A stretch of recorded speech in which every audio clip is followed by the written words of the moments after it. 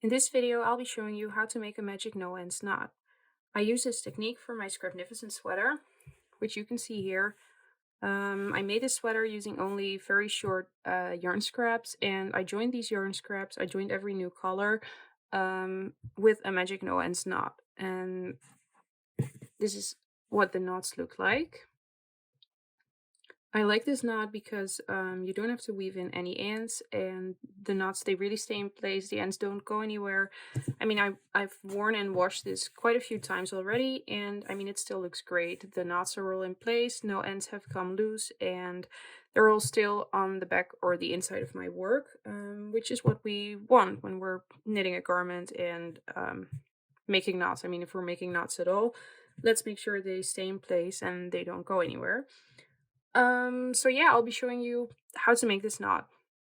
Okay, so when making this knot, you have obviously two strands of yarn in two different colors, or well, the same color, but for demonstration's sake, there will be two colors, yellow and purple. And let's say the yellow yarn is yarn A, color A, and the purple yarn is color B or yarn B.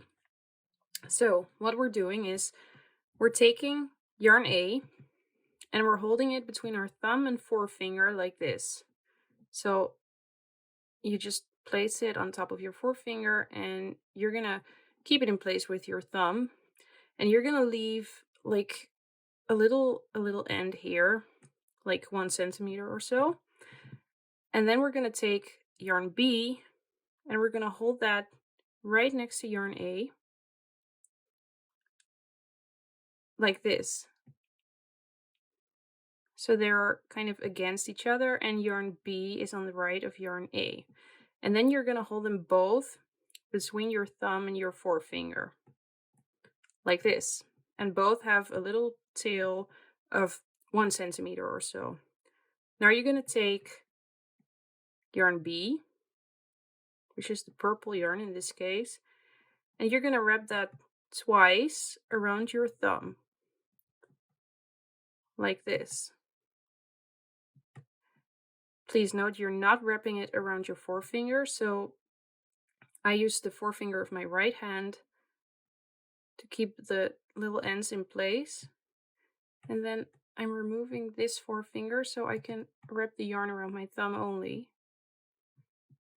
And then we're doing that another time. So we have 2 wraps in total, just around the thumb. Now you can see this is what that looks like from the back. Now we're keeping this in place. And now we're taking yarn B and we are bringing it this way. So over the little ends and in between the ends and your thumb. So this is what that looks like from the top. And now you're gonna pull that a bit so it's really in place in between there. I'll see if I can show you. This is what that looks like.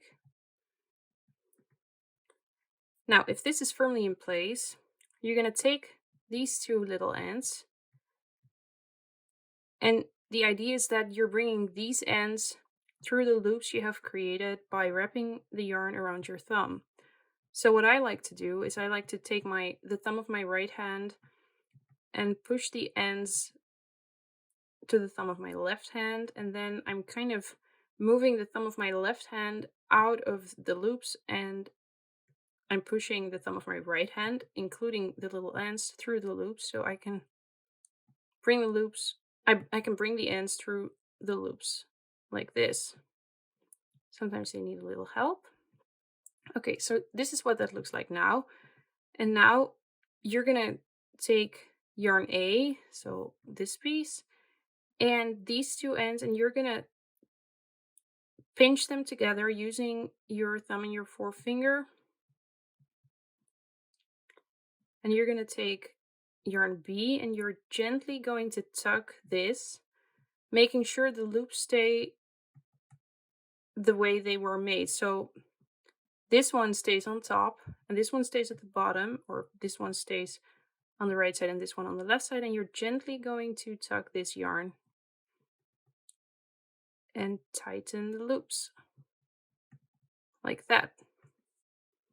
So this is what your knot looks like now.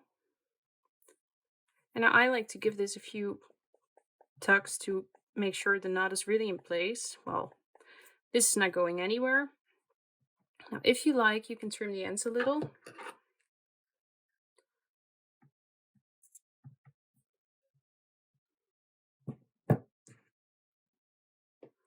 And there you have it. That's a magic no ends knot. You can leave the ends as long as you like. I mean, you can probably cut them even shorter. I like leaving a little bit of length just to make sure it doesn't go anywhere. But yeah, do whatever you like. I mean, for my sweater, for which I used fingering weight yarn, this is DK weight yarn. But anyway, I left ends of maybe 1 centimeter or so because, well, they're on the inside of the sweater anyway. And like I said, I've washed and worn it a few times and they're still fine. The ends haven't gone anywhere. They're still on the back of my work, so that all works great. One of the questions I most frequently get when I tell people about this knot is, what do I do when the ends are not on the back of my work? Well, for my scrap yarn sweater, the Scrapnificent sweater, I made the knot whenever I reached the end of my scrap, and occasionally the knot would end up on the front of my work, and you can easily correct that. Um, and I'll show you how to do it. You can use a double pointed needle for this or whatever you like, as long as it has like a bit of a sharp tip. So for demonstration's sake, I have brought one of my knots to the front of this sweater, and I'll show you how I fix this. Okay, so you see the knot is right now, it's on like the right leg, sorry, of this stitch. Now what I like to do is I like to just bring it, follow the stitch, and use the point of my double pointed needle for bringing it to the back of my work. Now, sometimes this will slightly mess up the tension of your work, and I just correct that using the double pointed needle. Now, if you do that,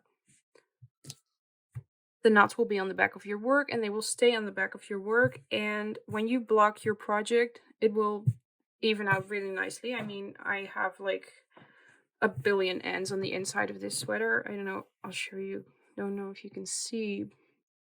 And the fabric looks fine. I mean, it looks really even. You don't see the knots, you don't see any ends on the front. So yeah, I hope you enjoyed this tutorial, and if you would like to get a little more practice with Magic No Ends Knots, I highly recommend checking out the pattern for my Scrapnificent sweater, which you can see here. The basic pattern for this sweater is available for free on my blog, chaicrafts.com, chaicrafts.com. You can also find an ad-free printable PDF version of the pattern in my webshop and on Ravelry. The paid version of the pattern also includes an extensive yarn guide where I explain exactly how I achieved this multicolor effect with tiny yarn scraps, while still achieving kind of like a seamless color look, how I like to call it. The yarn guide also includes instructions for how to make a gradient version of the sweater, how to make a striped version of the sweater, and it gives different yarn and color options. So if you'd like to check that out, head to my website or to Ravelry.